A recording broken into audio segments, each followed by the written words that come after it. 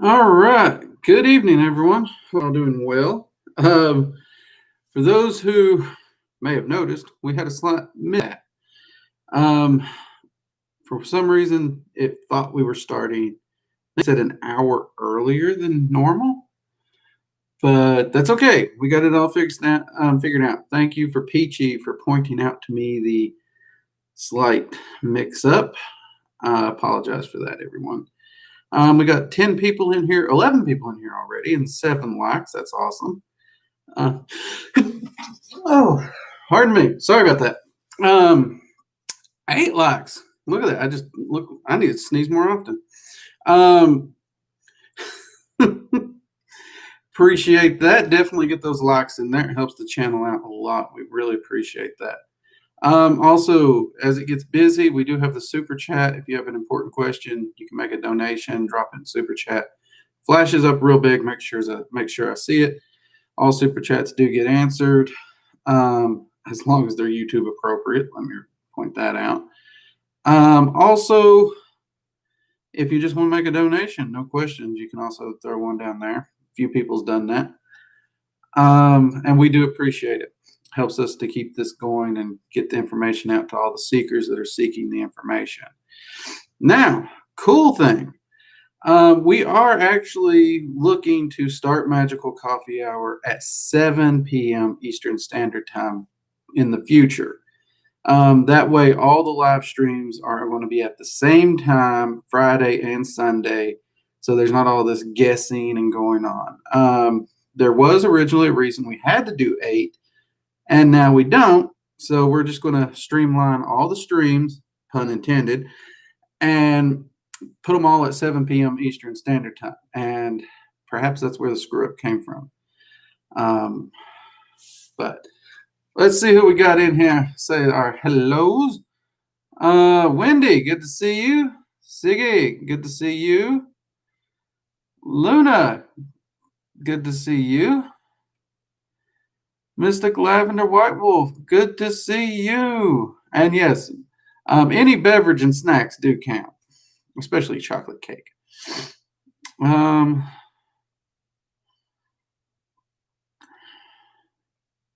See what we got in here. Okay, Dragon of the West, welcome back. Good to see you. And oh, you actually got a question in there early. Okay. How long do you have to hold an image and emotion of a particular outcome in your mind's eye in order to cast a spell? Honestly, the longer you can hold it, the better during the working. Because the more you can harness that emotion and that pours energy into it, and the more you can actually visualize the result actually there, that also is pouring energy into it. So you want to do it as long as you can. And roughly the ritual or spell should last as long as you can hold that image solid. If the image starts fading and your focus starts fading and you're drifting off onto a new topic, let it go, release the energy, release the image, and let the spell go out and do its work. That's one reason, like the long-term prosperity spell that's actually on this channel, we do talk about visualizing it the whole time you're doing the spell, but when you're done, you release it and blow out the candle. There is no set in stone time period. It really just depends on how much energy you can push into it and how long you can hold it. I generally tell my students to try and get 1 to 5 minutes, or work up to 1 to 5 minutes. Some people can't do a minute at first starting out. But if you get within that 1 minute to 5 minute range, you're pretty solid. There are times you'll hold it longer, but that's the general rule of thumb. But there is no hard set rule on how long to hold it. It's all about getting that energy and that focus in there and set and sending it out in the multiverse to create the change and manifest it. Malango, welcome. Good to see you. Animal Man, good to see you again.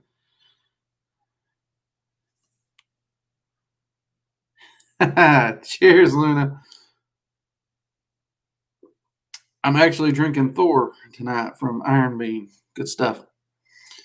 Let's see. Andrew, welcome. Good to see you. Amelia, welcome.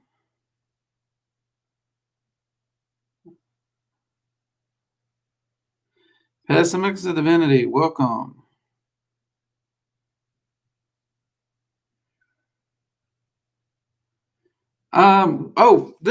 That is actually a big giant cloth printout of the Dragon's Eye seal behind me. If you can see that. It's used in Dragon Magic. This one it's big enough to be used as an actual circle too, or a gateway. You can actually purchase these on our merch shop, actually. Just go to workingdragonmystic.com and you'll see a tab there that says merch. You can click that and you can buy this to hang on your wall, use as a gateway or as an actual circle. It's actually the same sigil that's on my coffee cup here. You can also buy the coffee cups you all see me drinking out of all the time on here. So yeah, I use this quite a bit in my working, and this is my actual downstairs office space. It's still too hot for me to be back upstairs. For those who say they missed that background. So I have been working down here a lot, and because of that, I do have this hung up. And I just realized it makes a really good background for the streams as well. So yeah, that's what it is. It's the Dragon's Eye seal. You will see the different zodiacs that go around the outer ring. You got the elemental alchemy symbols on the center ring, and then you got some more alchemical symbols with the Dragon's Eye in the center. So I hope that helps. I mean, it is something that the dragons gave to me, and they made me keep a lid on it for so long. But there is a video on the Dragon's Eye seal on the channel if you want to get into more detail on it. They finally let me share it. That was exciting for me. So, all right, let's see what we got here.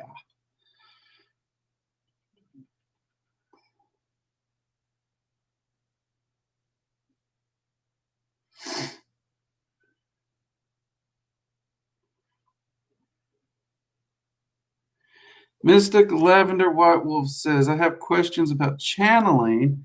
I was wondering, whenever I meditate for dragon magic, I feel compelled to draw. Would that be considered channeling?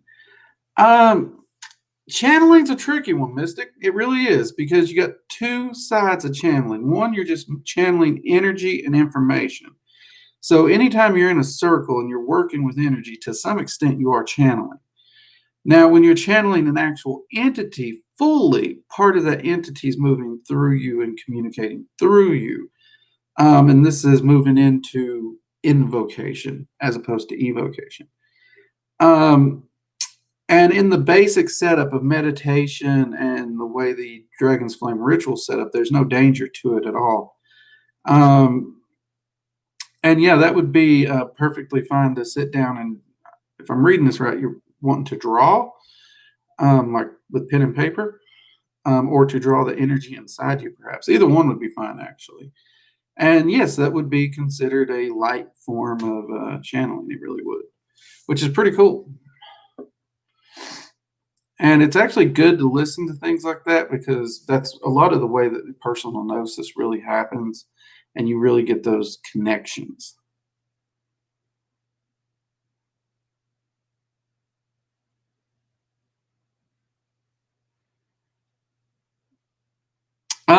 Siggy, the Nordic runes, both the younger Futhark and the elder Futhark. I enjoy working with them both, though the elder Futhark is actually my preferred set. It's the ones I worked with the most over the years. I do understand the younger Futhark to some extent, and I've worked with them. They both contain the same energies. I know some people don't like to hear that, but they do. Me personally, I like to have the extra symbols there for just utilitarian reasons. It just works better for me and my brain. But I enjoy working with them, both through runic magic as well as divination work. Um, I've enjoyed them. Now, the question that people will ask, which came first, the runes or the spells? That's a massive philosophical debate that will never end. It really won't. And even when you ask Odin about it, he'll tell you the energies and the powers of the runes always were. But that doesn't mean that the symbols we know as the runes always were. So, and he will go into just an infinite loop of talking you in circles. I seem to have caught a sniffle today. I don't know why. Spirit tokens, welcome. Hey man, good day. I got a few friends down in Australia. A couple magicians I know down there.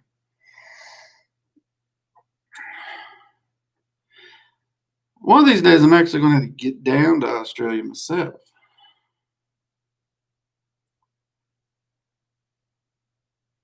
Animal Man asked, how often do I talk to my guardian and my co-magician?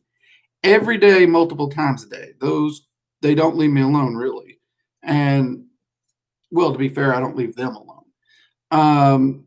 I've actually caught my guardian dragon sleeping, just chilling out, and I threw a book at him. He bugs me, I bug him. That's how it goes. But yeah, I talk to them daily. There's not a day goes by when I'm not speaking to them about something one way or the other, even if it's just what's going on in my life. Actually, earlier today, me and my co-magician was actually discussing bourbon. So that's I don't even know how we got on the topic, but we were discussing bourbon. Peachy, you made it. I know, right? You're the one that told me about the time mix up, and you ended up being late. What the hey? Look at that. Mugs up to you all the same, Peachy.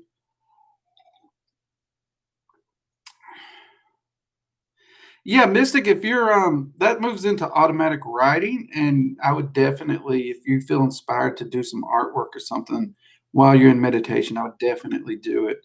I'm actually wanting to do a video on magical artwork here in the near future. Working on, I need to get some supplies for that video, but I'm hoping to get that done soon.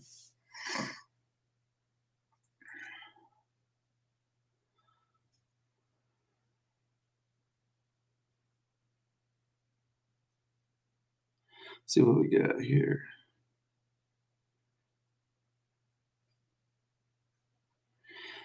Amelia asks, you may have covered this. Did you work with dragons first, and how long before you started working with the Fae?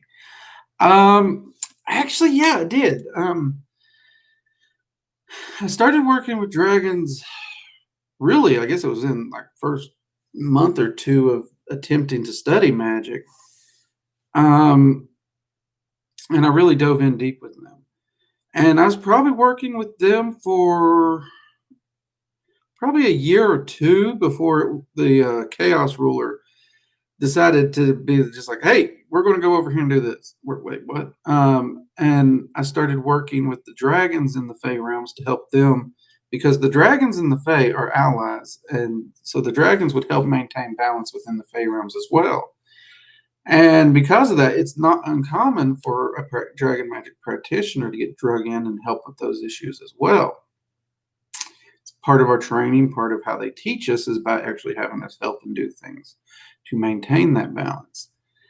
And it was probably, and it's actually before the 2-year mark that I was already working with the Fae, but it was just off and on, very sporadic. But it was toward the end of that 2-year marker where Zergaroth actually is like, we're going to talk to Mab. And I wasn't happy about that day because I just got dragged to meet the Queen of the Fae, or one of the queens. And I didn't want it. But since that day, it's remained to be off and on. But due to the friendship or allyship or whatever you want to call what me and Mav have, I have increased working with them. And that's one reason I do have a good background in the Fae, but it doesn't seem as dedicated. It's just been over the years, it's been off and on, and most of it's been through that friendship with Mav. which I have to thank Zerg for that one because had he not dragged me by the ear over there, I probably never would have gone. And now I got this blessing that the queens are going to help me with this path working, and they're going to let me share. So I hope that answers that question. Magic Malango asks, any tips on trying to ghost hunt? Oh, that's a touchy Malango. Most of what we do with ghost hunting or paranormal investigation is you got two sides of it. You have the metaphysical and you have the science side. Now, the science of it, honestly, we're testing theories. I don't think we've really nailed down anything. Like EMF detectors, they can pick up any electrical impulse, any electrical impulse. So if you kick on an EMF detector in my house, spirit or no spirit, you're going to get an electromagnetic field just because of the way the wiring's done in this house. So because of that, I don't find them super reliable. And even actually the weather has been known to affect these things in one way or the other, depending. But they do at least give you a way to track energetic anomalies. I think people react too much to them. So you got to make sure it's not being interfered with by a physical energy field first and foremost, because that is the easiest thing to do. Secondly, EMPs or EVPs, electronic voice phenomena. I have a rule anytime I do a ghost hunt. If I'm doing a ghost hunt and I get a voice phenomenon, if I have to put it through a filter of any kind, it don't count. Anytime you distort any form of audio, you distort it far enough, you'll find something in there. So my rule of thumb for any paranormal investigation, if I have to run it through a filter or something to be able to get something, I didn't get nothing, period. That's my personal rule.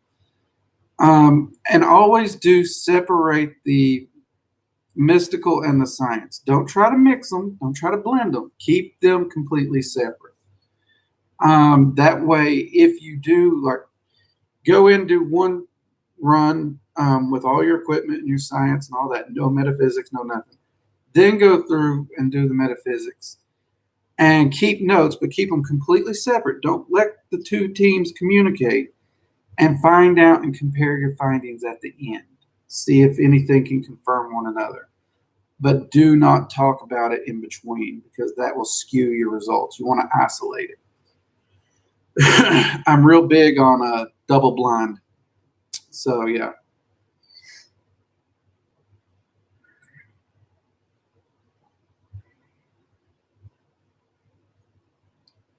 Oh, it's nighttime here. It's actually 8 p.m. here. So it's nighttime here, Siggy.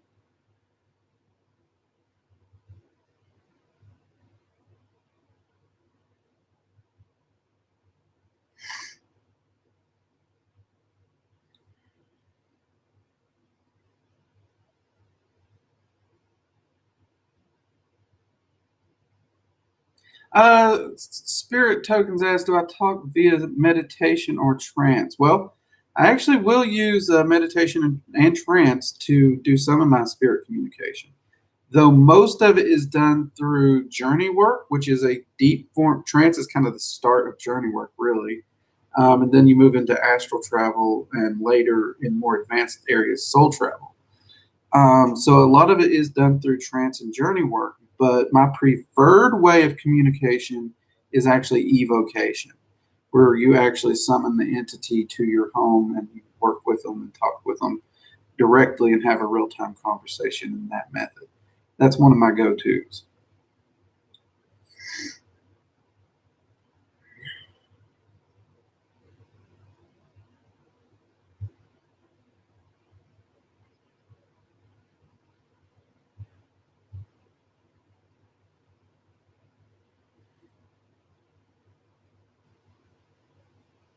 Let's see, Siggy. My aunt was a tarot card reader, and she always didn't see good things and stopped with it because of that. What would you do? Why always bad things happen?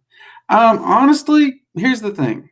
with divinations, you get a snapshot at the immediate moment and just a snapshot.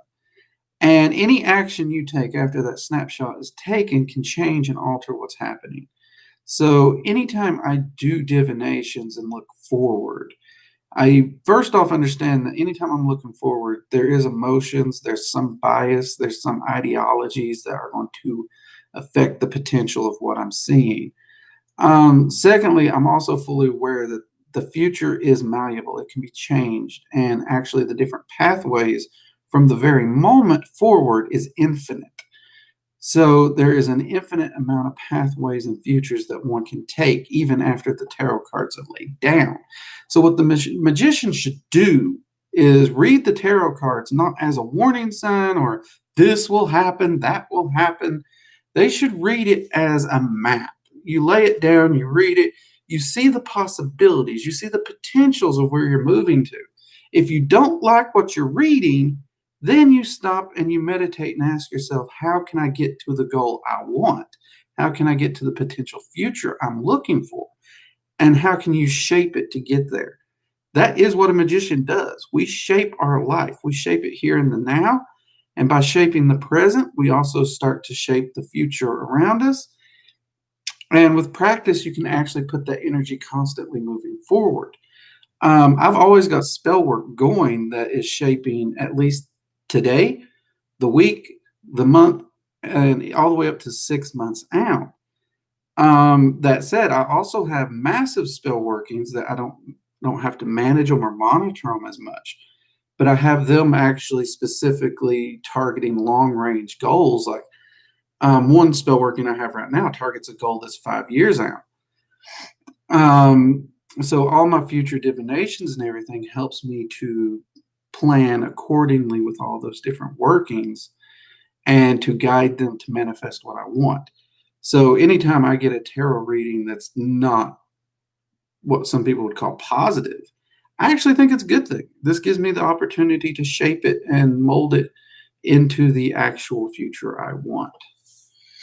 And if a good reading just says to stay on course, a bad reading just tells me exactly what I need to change. So, yeah, I mean, that wouldn't bother me at all. I hope that's helpful.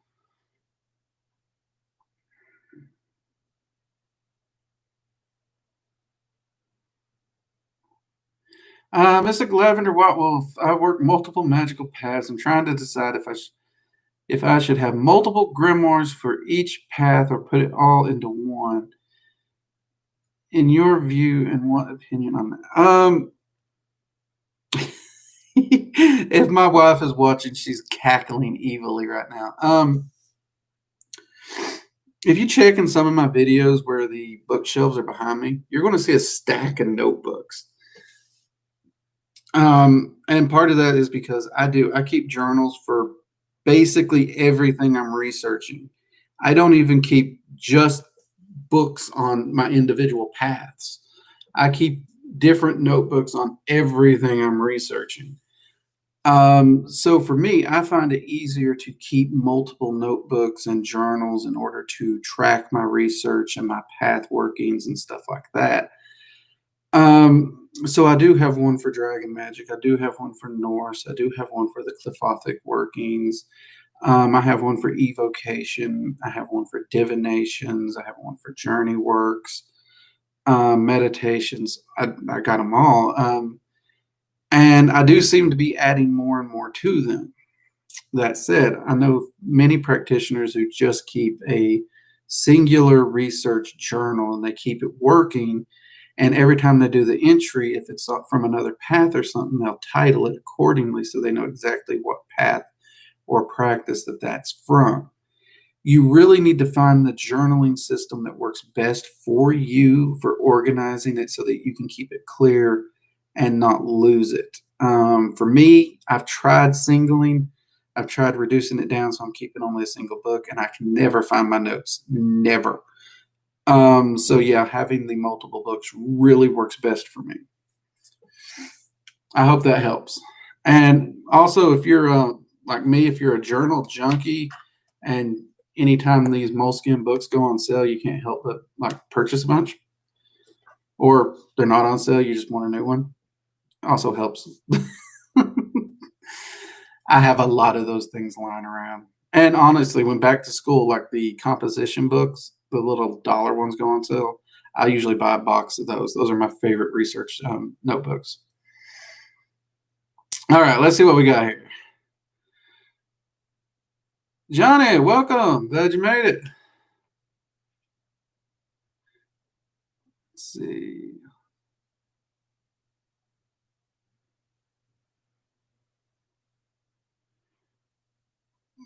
Spirit tokens, I am hoping to get a astral and soul travel course up that will include several different realms and planes in it and different ways to get there.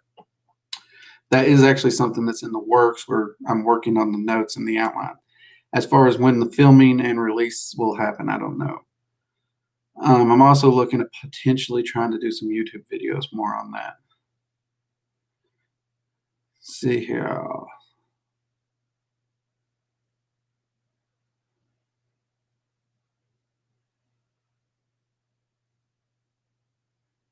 Soul Journey. As someone who professionally read tarot is very tiring, but will this happen? Will that happen? I always tell them you create your own destiny. But Soul, you nailed it right there. You really did. You are constantly working to shape your future. Nothing is set in stone. And you are correct. That is a very tiring thing. That's one of the reasons I don't do divinations for people. I've been told a lot of time I could make a really good living with divinations. I won't do it. I just won't do it. I cannot stand the way people treat it, and I don't have the patience. So let's see what else we got in here. We got some good questions in here, Matt.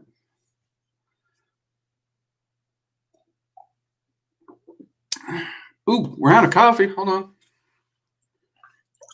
Need to reload. Oh crap! What the? Uh-oh.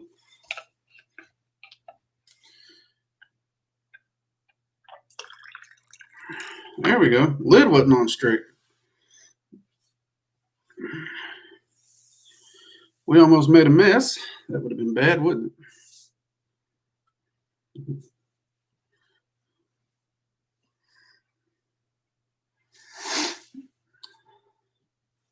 All right, let's see what we got going on.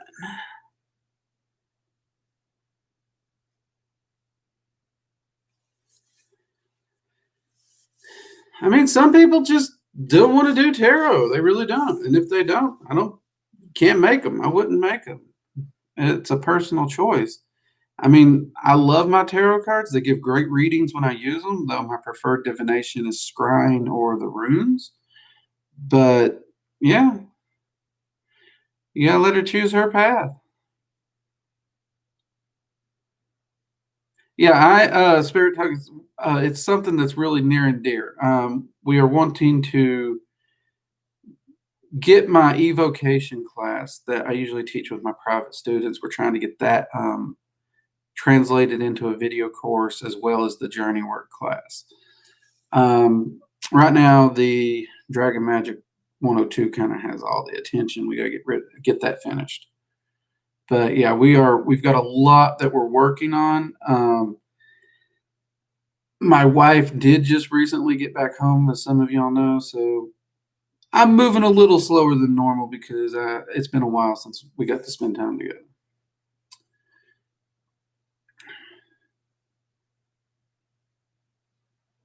No, Olivia, somehow it messed up the times. Luckily, somebody told me ahead of time. So yeah, it was supposed to be at 8, not 7. Though we are actually moving to a 7 o'clock start time after this week, just so that all the streams are 7 p.m. Eastern Standard Time. But I am glad you made it, Olivia. Mugs up.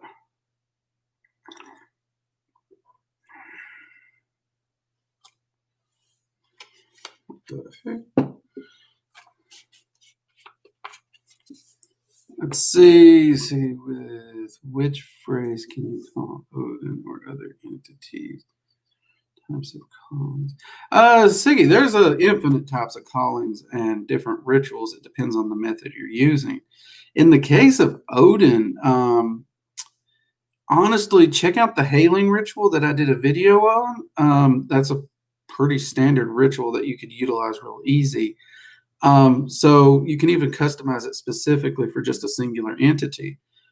So for example, what I do for Odin would be Hail Odin, Allfather, Wise One, One-Eyed Wanderer, King of the Azir, Lord of Valhalla. Join me here and now in this place and grace me with your presence. Hail Odin, Hail Odin, Hail Odin. And I would actually just get into the point where I'm just repeating that Hail Odin, Hail Odin, Hail Odin as I'm getting into my trance state during the ritual. Every few minutes or so, I'll repeat the entire hailing ritual. But that's pretty much all I do. Honestly, entities are not as complicated to contact as most people will make you think. That's one reason I am looking to get my evocation course out. Ariel, welcome. Glad you made it.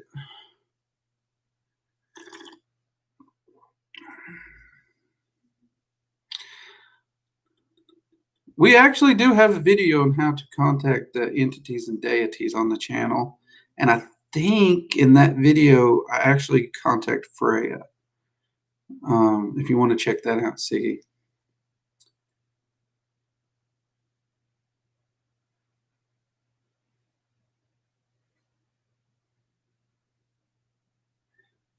We have a grinder. We have a coffee pot in the kitchen and one upstairs in the office. We go through a lot of coffee around here. I do recommend Death Wish if you haven't tried it. It is high in caffeine, be warned. And another one of my favorites is by Iron Bean Coffee Company, Skulls of My Enemies. It's a dark roast.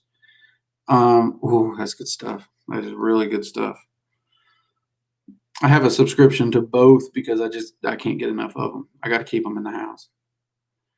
But yeah, Iron Bean has a lot of coffees you can try, as does Black Rifle Coffee Company. They got a lot of good coffees. So if you're into trying different coffees, definitely check those out. And check out some of the Kona coffees if you can find it in your area, Spirit Token. Those are really good.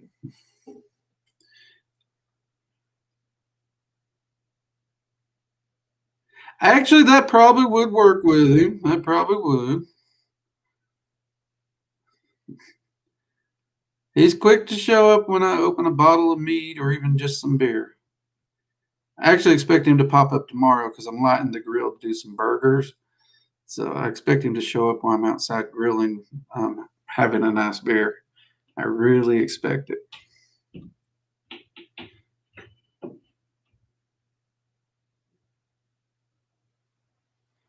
Use whatever language you want, Siggy.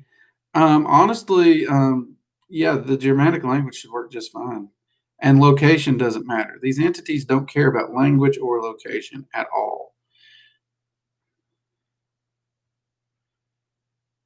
So use whatever language you want. And use your native language. Trust me, Odin will be able to speak just fine. Language and location makes no never mind to him.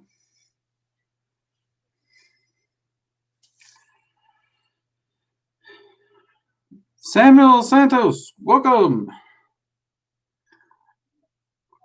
I'm trying to catch up on some of these. I swear I just heard a bosun whistle. What the? Okay, that was weird. I don't know why anyone would have a bosun's whistle around here. It has been a really long time since I've worked with Astaroth, Samuel. Though I have worked some with them, and it is one I'm wanting to go back and work with. But it's on my to-do list, so it'll probably be during or after my Glyphothic path working when I step back in and work with Astaroth some. Though I'm also looking at reworking the entire Goetia, so that could be an opportunity to get back in touch with them. But I did enjoy my work with them. That was actually one of the interesting ones because there for the longest time they presented male, then they flipped over to female. And It was during that working when Astaroth mentioned Astarte and the connections between that. And I started looking into both of them. And there is a heavy connection there that I didn't know about beforehand.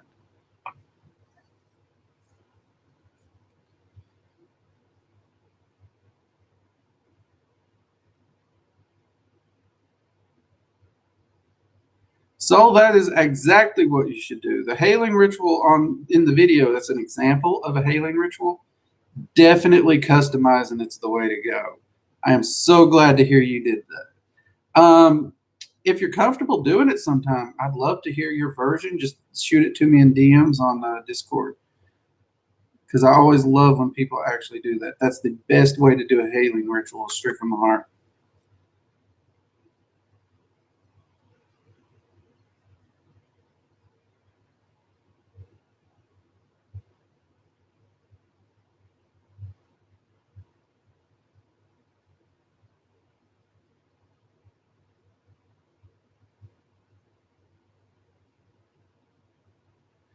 So that would be awesome to be able to sit around a campfire and talk about experiences. That really would. That would be awesome.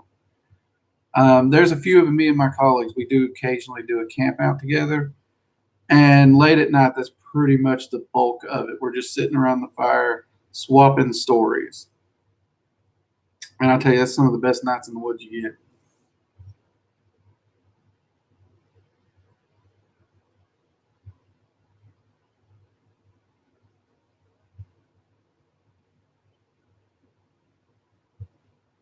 Let's see what we got.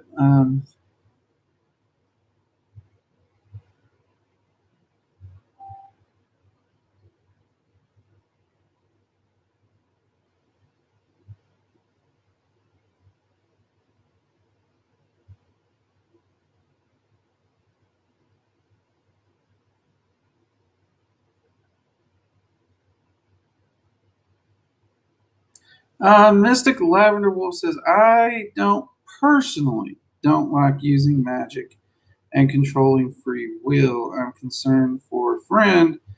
He is putting himself on the best path in life. What spell can I use to help him see what he is doing?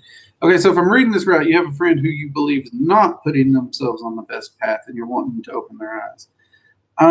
In this case, honestly, don't touch the free will at all. Just use the magic to show them wisdom, show them insight, and help them see the truth of their actions and to allow them to calculate their actions accordingly.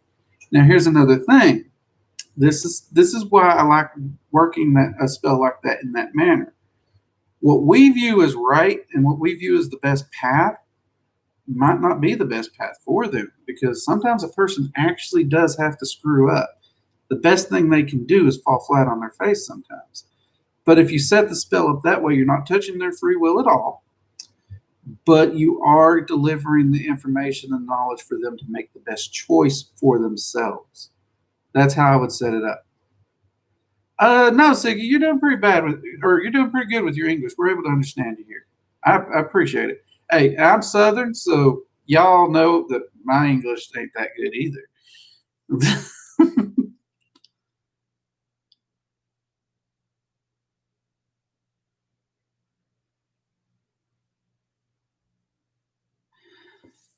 Olivia, dragons actually do curses and blessings pretty much the same way as they do any other magic. It's all about the energy and how it's woven together. The main ritual for dragon magic is the Dragon's Flame ritual, which is on the channel. Everything else is just built around that inside it, putting the spells together and working with the dragons to weave the energy to manifest the result you're wanting. And as far as blessings and curses, dragons are okay with both of them because both of them's part of the balance.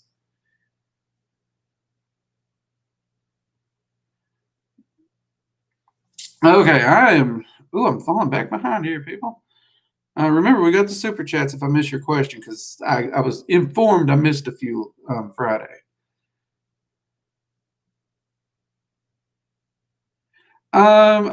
Good question. Animal Man, what happens to your guardian and your co-magician when you die? Honestly, they get reassigned. They really do. They're not bound to your soul in any shape, form, or fashion. So think of the guardians basically in school, and you're kind of their student teacher position. They're still really in school to be a teacher. They're not quite a teacher, um, but they're still working with the class and doing all the work. And the co-magician is kind of the teacher overseeing the guardian and helping them through that last little bit of their schooling. Um, so depends on the age of the dragon. Some guardians will go from one human to the next. They'll just keep hopping until their particular training is done. Once a guardian's old enough, they will select an element. Because remember, guardians don't actually have an element yet. So they'll select an element to work in, and they'll be assigned to that element for at least 1,000 years, where they'll work and specialize within that element. Co-magicians, they can continue to hop from co-magician to co-magician because they've already had to work a few thousand years in an element. So they can either remain as a co-magician, or they can go back to working within the elements. They can choose a new element to work in, or a new specialty. So it really depends. But I hope that answers your question.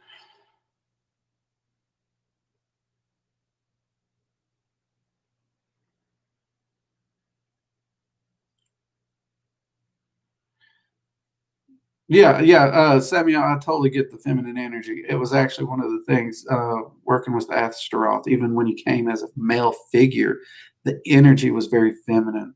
And that didn't make a lot of sense to me until I learned that Astarte thing. So that was really cool. It's one of those, it's that gnosis that you get, this information you don't know, and then you find out there's a reason for it, that confirmed gnosis. That's some of the coolest stuff in magic when you get that. Let's see. Wendy, later on tonight, she'll be getting the Dragon Magic. Awesome. The 101 course. Frick yeah. Um, you will enjoy that, Wendy. I really do. I really think you're going to enjoy that from the times you and I talked in Discord. I think you're going to have a ball with that. And I'll be sure when you buy it to let me know so I can get you added to the Working Dragon Mystic school section of the Discord as well if you're not already in it.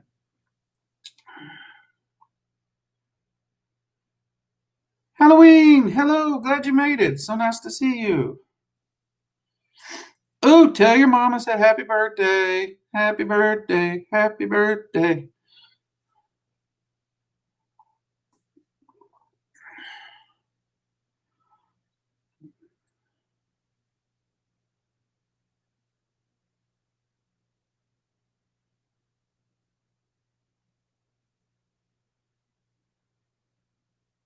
See what we got.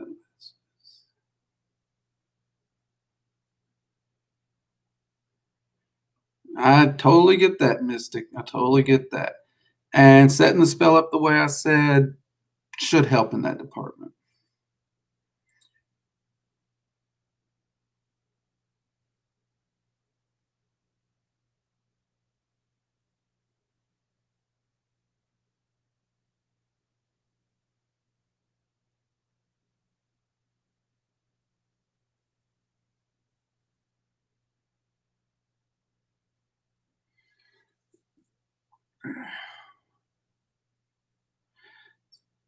Vortex, wow, hello. I think you were here Friday for your first time, weren't you? I think I remember seeing you Friday.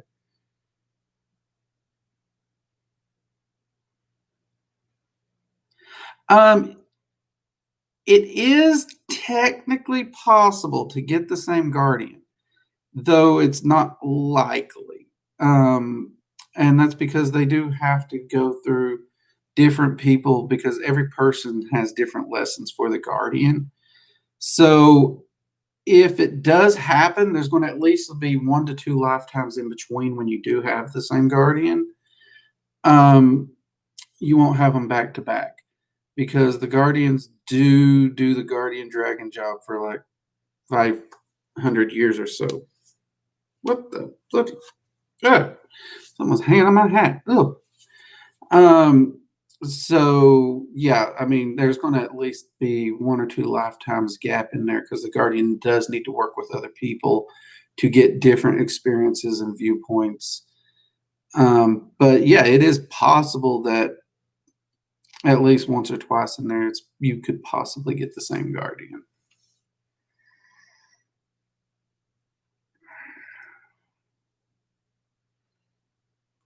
Andrew, to the best of my knowledge, Andrew, no, because dragons and humans are drastically different.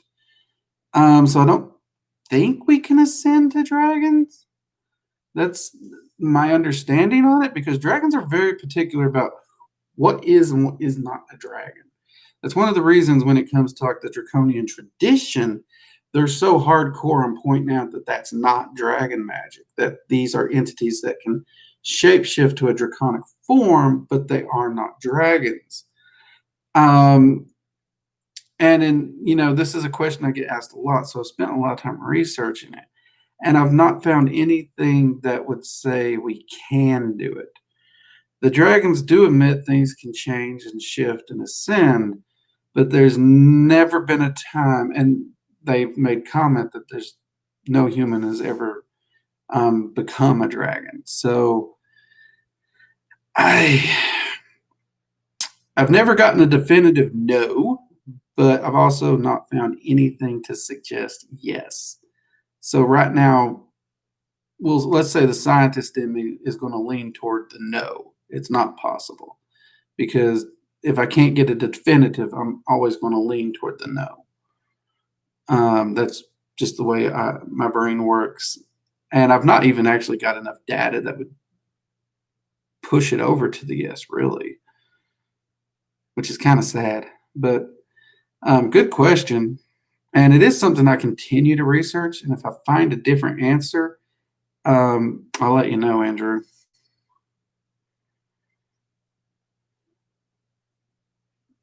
See what we got here.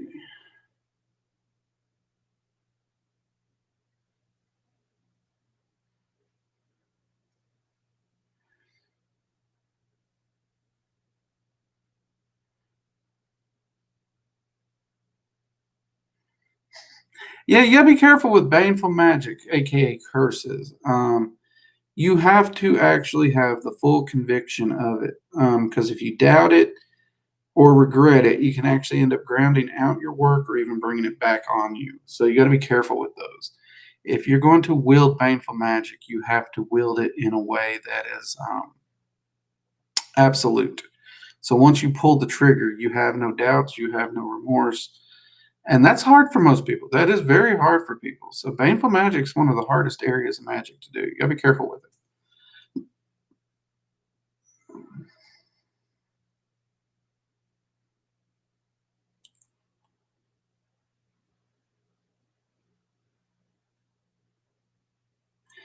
Spirit Tokens asks, I've had a gold dragon show itself, but it turns brass when resting. Do colors mean anything? Not really.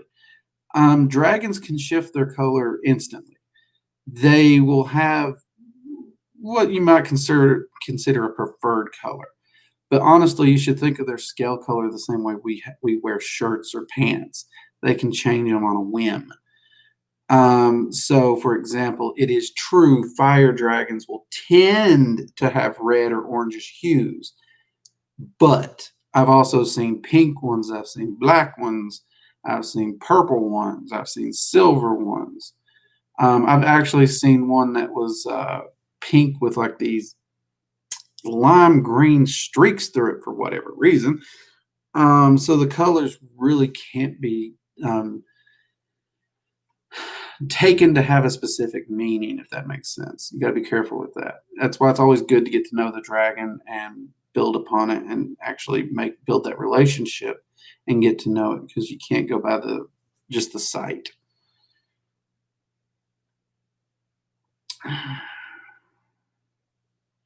Siggy asks, what are the dragons you're talking about? We're talking about dragons as entities. One of my primary focuses in magic is on dragon magic. There's an entire playlist actually on the channel on dragon magic, and it's where you work with dragons as entities to help you in your magic as well as what's known as the nine elemental rulers. And dragons very much focus on the balance of the multiverse, not just one energy type or another. They focus on the balance. So in order to work with dragons, you really have to be ready to juggle multiple energy types and walk on both sides of that fence. And the hard part of working with them is earning their trust, building the relationship, and getting to know them. So it's a very in depth because you do have to work with those relationships.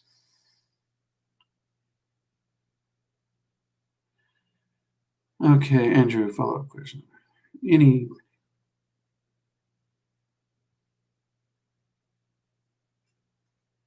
Andrew asks, follow-up question, are there any groups of entities then that can be a pathway after living as a human then? Um, I know, well, since angels and demons are the exact same entity, one's just ordered, one more chaos. Um, there are there's lore on both sides of the fence of humans ascending to those particular areas, as well as ascended masters and stuff like that. Those are definitely options. And then you do have groups like the Einherjar and the Valkyries. These are groups that are chosen from people here and ascend upward. Um, so there are groups. It just depends on your particular path and how you're going to go about it. I'd say most people who ascend to their own divinity and or ascended master state, where they do become a spiritual being in and of themselves, very similar to a deity. Um, as to groups, like I said, it really depends on your practice because both the Einherjar and the Valkyries, those are more Norse driven groups, but I'm sure other belief systems have it. Um, obviously, angels, different, there's multiple religions that work with them. Same thing with demons. And angels and demons do not mean good and evil by all means. Let me reiterate that. So it's just a matter of finding the path that you're walking and finding the one that's right for you. I know most magicians I talk to speak mainly on the ascended master and seeking of their own divinity or just general ascent. They don't really want to be tied to a group.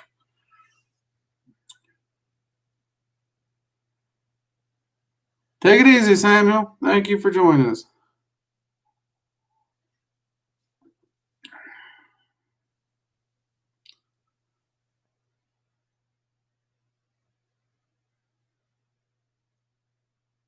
Vortex, wow. Honestly, I would not have guessed English isn't your first language. So yeah, you're doing good. Um, I think you speak it better than I do, just so you know. And I'm glad you're enjoying the channel, and you can count on it. I'll keep the content coming. Thank you very much for the compliment.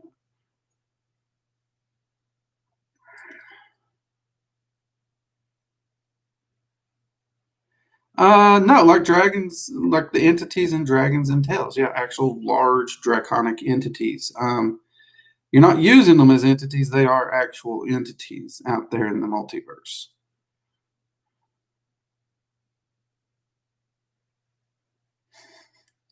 Thank you, Saul. I'm not sure I should get the credit for introducing them to the world. I'm just building upon the works that's already done out there and helping share it further.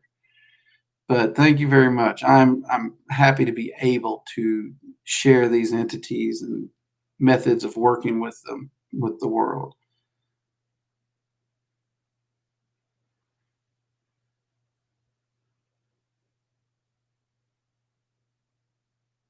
Let's see here. Oh, you guys got a lot of good questions in here tonight.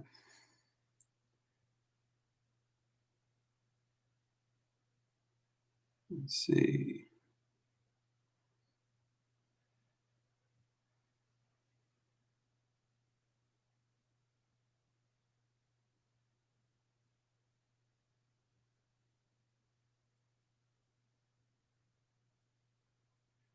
Yeah, your sight can be misleading. You really do need to trust on your third eye. And even then, when working with the Fae, they love to play with those glamours.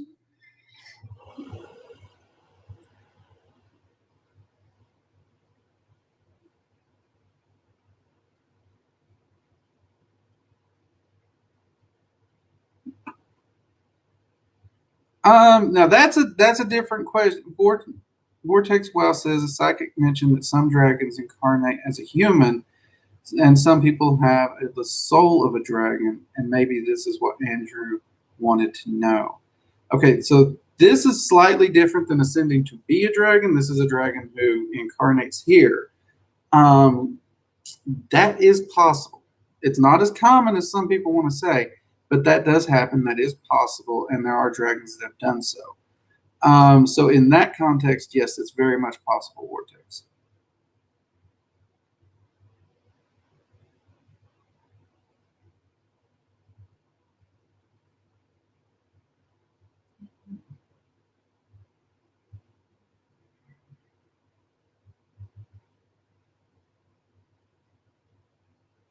See, Olivia, I remember how in a video you were talking about how you were making gumbo and then saw your two little dragons with their own stovetop and gumbo.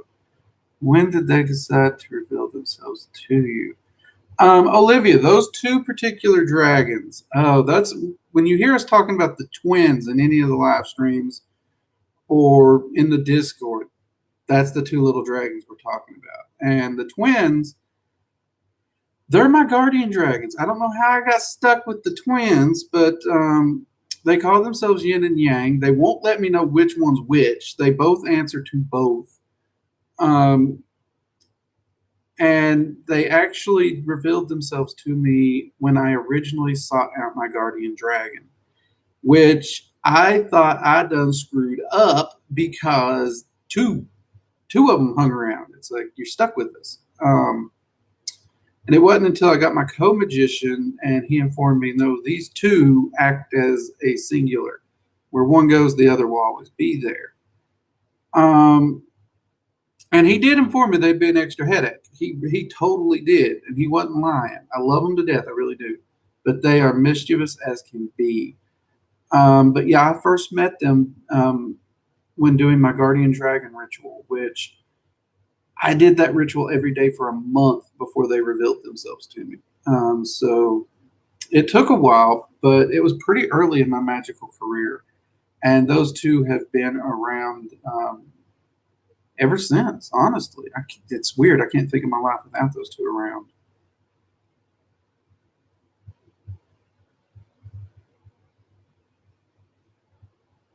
Let's see. Sige, what do you think of poltergeist? Honestly, in my experience, most poltergeist activity is energetic and emotional disturbance, usually created by adolescent and teens going through puberty, and it's unleashing and manifesting in a physical manner, therefore causing movement, cabinet noises, and stuff like that.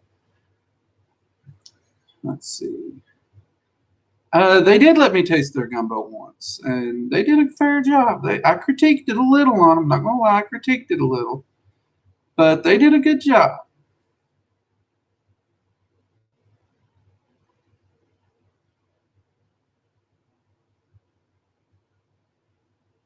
Missy Joy asked, "Does it mean anything if you see a black dragon with blue eyes in a dream?"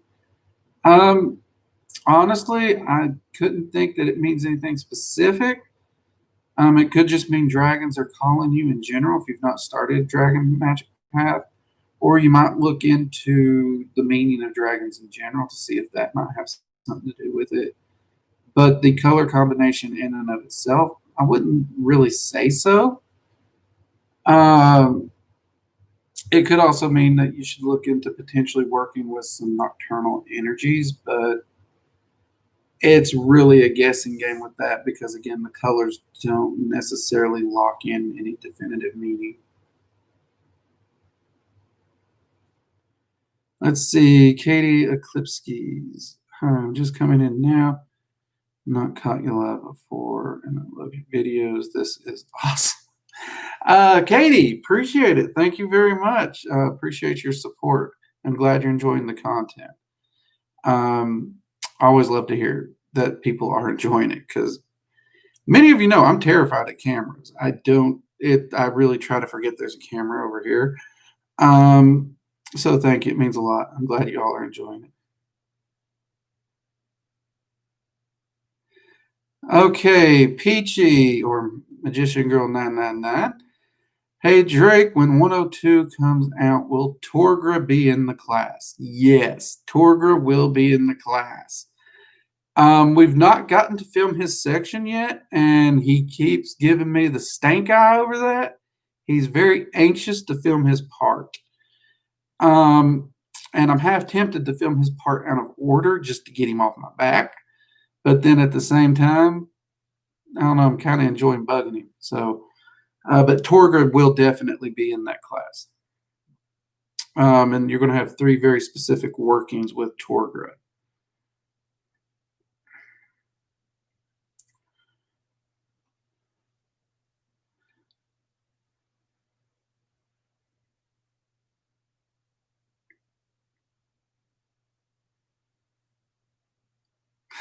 They are cute little guys. They're a lot of trouble. Both of them are actually the size of a love seat, so they're on the larger end of guardian dragons. Which again, I would prefer to have one more a house cat size because they get in the way so much. But they're family at this point.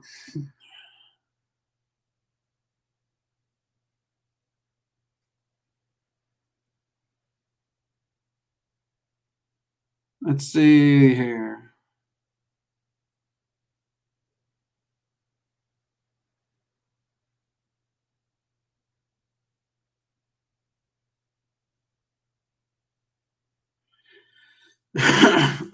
Andrew asks, wanting to work with the Phoenix and the Dark Phoenix, where would I suggest beginning? Or should I wait to finish my path working with the first 4 rulers first? Andrew, um, I would actually recommend finishing with the first 4 rulers first.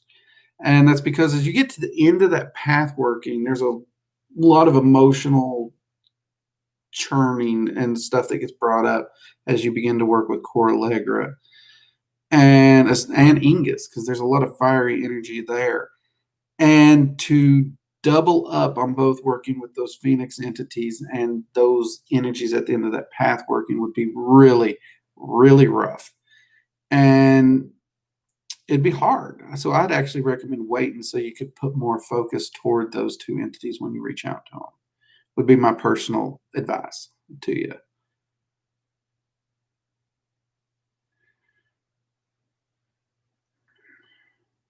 Let's see. Mystic Lavender said that sometimes when you have Guardian Dragon, they have a smaller dragon with them. You're about Guardian Dragons. Could that be the case with your twins? Actually, I thought the same thing. You're asking if one of the twins is the smaller dragon that's with them. No, they actually both operate as guardian dragons. It's really weird. And they will constantly wrestle and fight, and they're actually the same size. They are literally twins. Um, but there are also smaller dragons that do hang around them. And since there's 2 of them, there's also more of the smaller dragons. So it ends up with a very crowded household around here. It really does. But yeah, the co-magician did confirm that they operate as a single. At one time, I even wondered if it was one dragon splitting itself in order to do this, but the co-magician assured me I was very wrong. So for whatever reason, the powers that be decided I needed twice the headache, um, or twice the help, depending on how you look at it.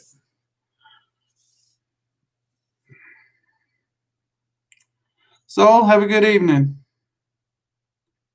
Thank you for joining us. Yes, please do send those to me later on Discord. I'd love to see them.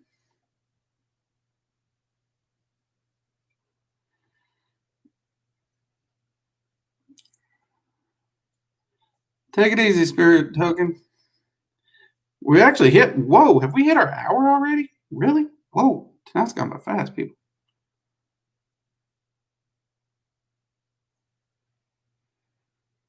Let's see. Go ahead and finish up some of these last questions here.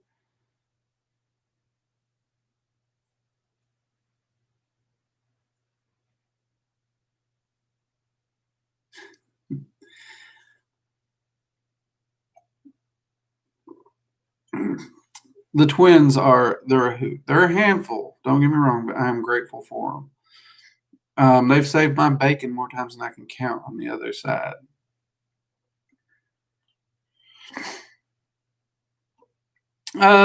Katie Eclipse, she's talking about the Dragon Magic 101 class, which if you go to workingdragonmystic.com, there's a tab at the top for classes. So any of my online courses that's available that I've already recorded and made live are over there. So Dragon Magic 101's over there. There's a massive meditation course over there. And there's a free Arcane Sight class already live. And I'm working on the Dragon Magic 102, which will have Torgret, which is the dragon she was asking about.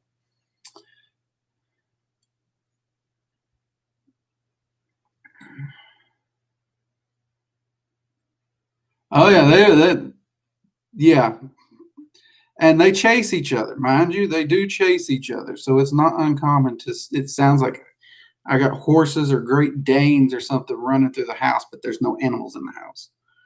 Really creeps out the neighbors and the maintenance crew when they're here.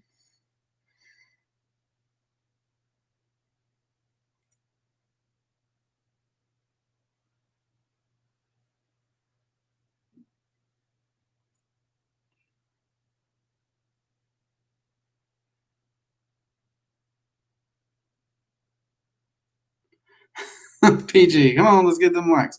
Yeah, we got 22 likes and 23 people in the chat. So yeah, we're only missing one like, people. Come on, get those up there. Helps us out a lot.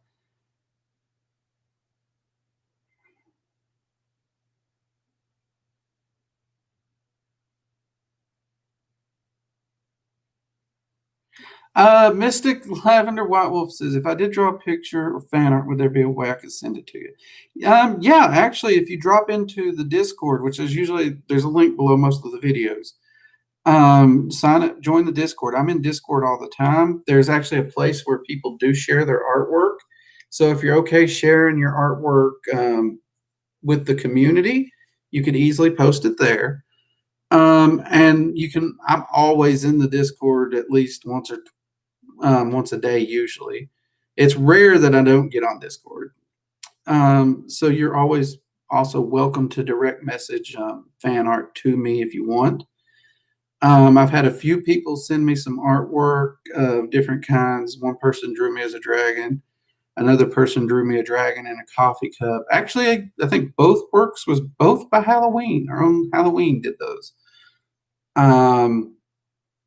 Someone recently drew me as a bunny rabbit. I don't know why I was a rabbit, but it was cute and adorable, and I appreciate it. I think that might have been Luna. So yeah, Discord would be the best way to do it. That's the easiest way to get a hold of me or send me fan art like that.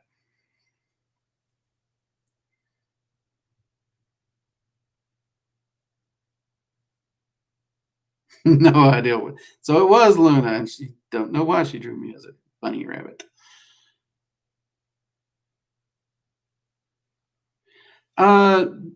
Missy Joey, it's workingdragonmystic.com. All one word. Should take you straight to it. And there's also a link below most of the videos to the website. It has tabs to the classes as well as the merch shop where you can buy the coffee cups, the magic circle tapestries, the different artwork for the draconic rulers.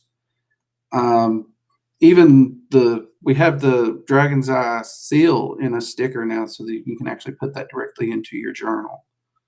So, and we've got some more merch that's getting ready to come out. We're hoping to add some Norse merchandise very soon. Me and Odin's been working on a thing or two, talking with an artist, seeing if we can make something happen.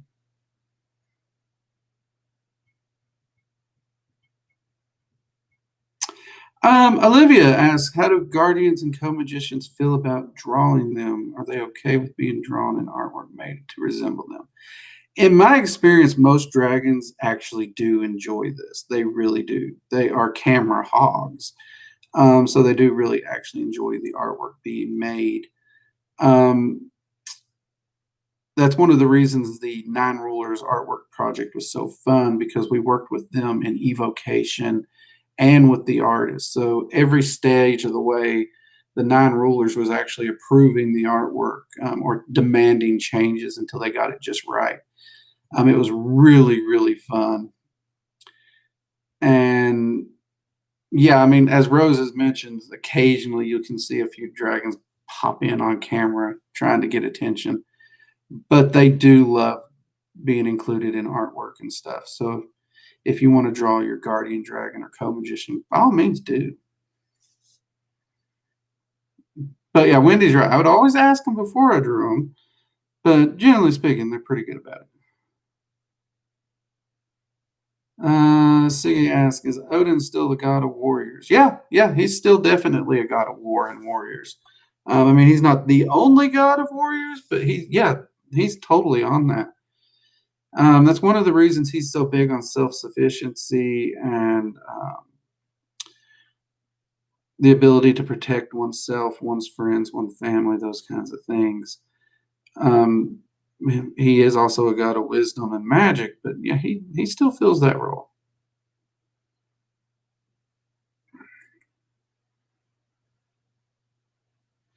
Wendy, I can't draw a stick figure, so I totally feel you there. I can't, seriously.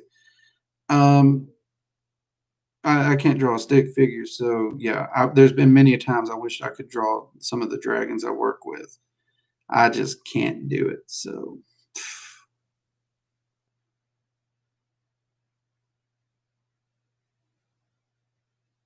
it's the virtual. No, no, no, no. It's not all the gods in a rave party. Actually, it'd be a funny picture though.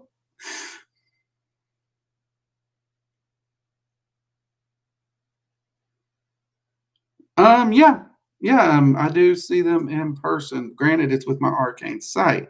It's not like they take a physical, tangible presence on the physical realm. They move their energy over fully, but they don't get a physical body. So you will need your arcane hearing and your arcane sight to work with them in this manner. But there is a video on the channel about working with your arcane senses, and it includes exercises to develop them. Yep, see, Halloween did both of them. I remembered right. And thank you for those Halloween. I do appreciate it. I also enjoyed the bunny. Even Luna, you did the bunny. I enjoyed the bunny. And our own Bernoldus, and I don't think he's here tonight. Lauren must be at work. He actually drew a picture of me at one point. So yeah. Plenty of fan art's been coming in. It's been appreciated. Y'all sweet.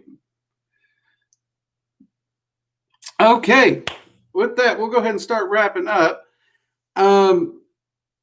Like I said, we do have a Discord. If you haven't already joined it, please do. It's one of the easiest ways to get in touch with me. And in the case you want have fan art that you want to share with me, that would be the easiest place to share it, or send it to me. I've had a few people send some poetry, so poetry, that's also cool.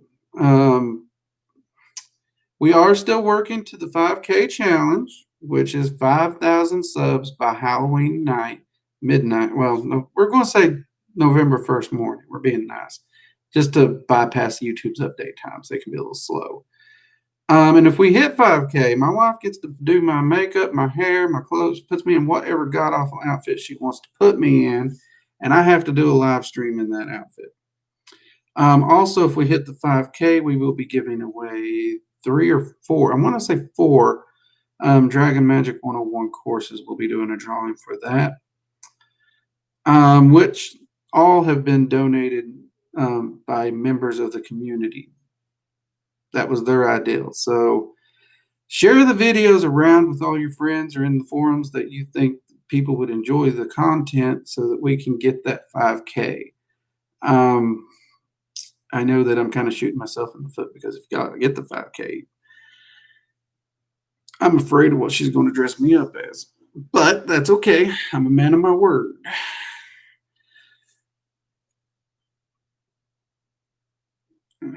Other than that, we got another video coming out Tuesday. We do release videos every Tuesday, and we stream Fridays and Sundays. And all our streams are going to start being at 7 p.m. Eastern Standard Time. So Research and Ramblings on Friday, Magickal Coffee Hour on Sunday.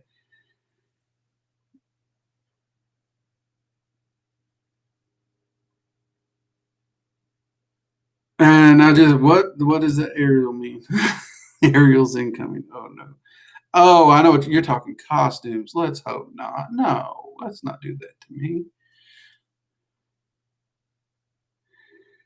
Now, the drag thing, I wouldn't put past her. I really wouldn't. I'm hoping she don't. Fingers crossed. But I'm hoping she doesn't. But we'll see how she decides to embarrass me. But you all have to get to the 5K first, okay? All right. With that, I will see you all next week, and I'll see you in the Discord server. You all have a wonderful week, and a wonderful, what is it, Memorial Day coming up? Labor Day? Something like that? Memorial Day, I think. Anyways, most people have a day off on Monday, so enjoy it if you have it off. If you don't, I apologize. But y'all have a great week, and I will see you next week for more coffee, more chatting, more questions. All right? Take it easy. Labor Day, that's the one. Thank you. I can't keep my days straight. You all have a good one.